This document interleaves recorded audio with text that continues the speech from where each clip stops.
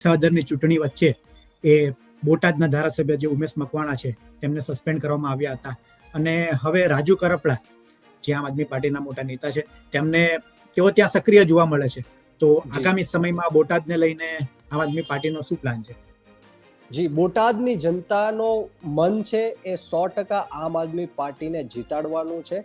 અમારા કોઈ પણ નેતા હોય એને બોટાદની જનતા સ્વીકારશે અને જે કોઈને પાર્ટી આદેશ કરશે, ચાહે તે રાજુભાઈ કરપડા હોય કે ત્યાંના કોઈ સ્થાનિક લોકો હોય. પરંતુ મેં તમને જેમ કીધું એમ કે વિસાવદરની ચૂંટણી બાદ જે ગ્રામ્ય વિસ્તારો છે એ ખેડૂતોને લગતો વિસ્તાર છે, ત્યારે ખેડૂતો અને યુવાનોએ મન બનાવી લીધું છે. તમે એનું રિઝલ્ટ આવનારી જે જિલ્લા પંચાયત અને તાલુકા પંચાયતની ચૂંટણીમાં જોઈ શકશો. જે રીતના સામેથી લોકો આમ આદમી પાર્ટીના નેતાઓને બોલાવીને આમ આદમી પાર્ટીમાં અત્યારે જે સદસ્યતા અભિયાન છે એમાં દરરોજ હજારો લોકો આમ આદમી પાર્ટીમાં જોડાઈ રહ્યા છે. ત્યારે હું 100% માનું છું કે બોટાદની જનતા પણ મન બનાવીને બેઠી છે અને આવનારી 2027ની વિધાનસભા ચૂંટણી હોય કે આવનારી જિલ્લા પંચાયત કે તાલુકા પંચાયતની ચૂંટણી હોય, આમ આદમી પાર્ટીના નેતાઓને જીતાડશે, કાર્યકર્તાઓને સાથે રહીને જીતાડશે.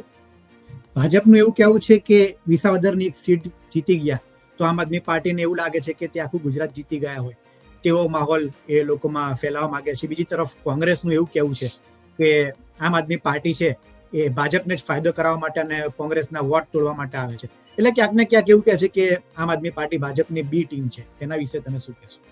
જી, ભારતીય જનતા પાર્ટીના લોકો અનાપ શનાપ વાતો જ્યારે દિલ્હીની ચૂંટણી હતી ત્યારે પણ કરતા હતા કે આ 4 લોકોની પાર્ટી છે, આ પાર્ટીનું કંઈ થવાનું નથી, આ આતંકવાદીઓ છે, તેમ છે, ફલાણું છે, ઢીકણું છે. પરંતુ ભારત દેશના ઇતિહાસમાં ક્યારેય સીટો ન આવી હોય એટલી સીટો દિલ્હી અને પંજાબમાં લાવીને આમ આદમી પાર્ટીએ ઇતિહાસ રચ્યો છે. અને જ્યારે આપણે ગુજરાતના વિસાવદરની વાત કરીએ ત્યારે યુવા લડાયક આપણા એડવોકેટ અને ખેડૂત પુત્ર ગોપાલભાઈ ઇટાલિયા જ્યારે વિસાવદર લડી રહ્યા હતા ત્યારે માત્ર ખાલી વિસાવદરની સીટ નથી જીતી, પરંતુ અમે આખી ભારતીય જનતા પાર્ટીની ફોજને મુખ્યમંત્રીથી લઈને ગૃહમંત્રીથી લઈને તમામ સાંસદોથી લઈને તમામ ધારાસભ્ય, તમામ કોર્પોરેટરો, અલગ અલગ જિલ્લાઓમાંથી ચેરમેનો, કાર્યકર્તાઓની તમામ ફોજ વિસાવદરની અંદર ઉતરી હતી.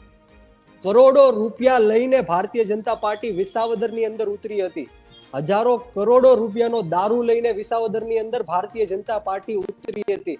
પરંતુ બધા જ આ પ્રલોભનોને વિસાવદરની જનતાએ નિસ્તનાબૂદ કરીને ના પાડીને એક ઈમાનદાર, કટ્ટર દેશભક્તિ અને ઇન્સાનિયતને માનવા વાળી પાર્ટી એટલે કે આમ આદમી પાર્ટીને ફરીવાર, આ પહેલી વાર તો નથી જીતાડી, વિસાવદરની જનતાએ ફરીવાર આમ આદમી પાર્ટીને 3 ગણા વધારે મતોથી વિસાવદરની અંદર જીતાડી છે. એ સંકેત આપ્યો છે ગુજરાતની જનતાએ કે હવે 30 વર્ષ કોંગ્રેસે રાજ કર્યું, 30 વર્ષ ભારતીય જનતા પાર્ટીએ રાજ કર્યું, પરંતુ બંનેથી ત્રાહિમામ પુકારીને આ વખતે 2027ની વિધાનસભાની ચૂંટણીની અંદર આમ આદમી પાર્ટી 100% જીતવા જઈ રહી છે.